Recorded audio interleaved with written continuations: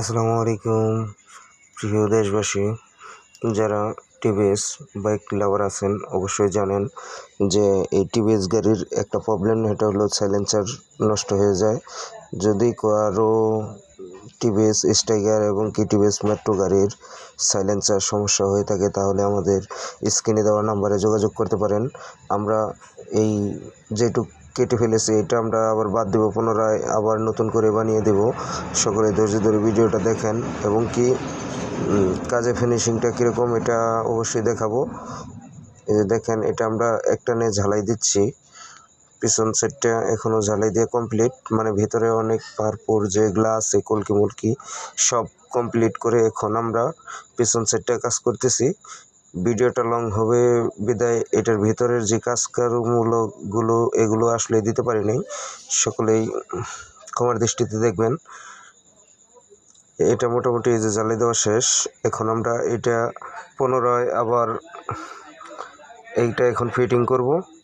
Fitting করার পরে হয়তো আপনারা দেখবেন, তারপরে আবার এই ফিনিশিং দিয়ে কালার টালার করার পর কীরকম হয় সেটা জানাবেন, সাউন্ডটা কীরকম হয় জানাবেন।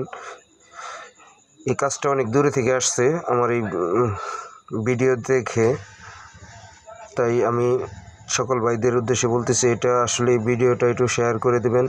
যারা বাইক লাভার আছে তাদের অবশ্যই উপকার হবে। এই যে এখন এটা এই যে ঝালাই দিয়ে এখানে লাগানো কমপ্লিট, এই যে বাস দেওয়া হয়েছে, ক্লামগুলো হুকগুলো সম্পূর্ণ লাগানো হয়েছে। এখন আসলেই আপনারা দেখেন কীরকম হয়েছে। এটা এখন ফিনিশিং দিব, ফিনিশিং দেওয়া বাকি আছে, সম্পূর্ণ আসলে ভিডিওটা দিতে পারি না। এই যে ফিনিশিং দেওয়ার পরে এমনকি যে হাতে একটু ফিনিশিং দিচ্ছে যে এটা যাতে রং করলে অনেকটা মসৃণ হয়। এখন এই যে রং করব আমরা, রং করার ভিডিওটা আপনাদের দিতে পারবো না, যাতে ভিডিওটা অনেক লং হয়ে যাবে। এই যে দেখেন রং করার পরে কী অবস্থা।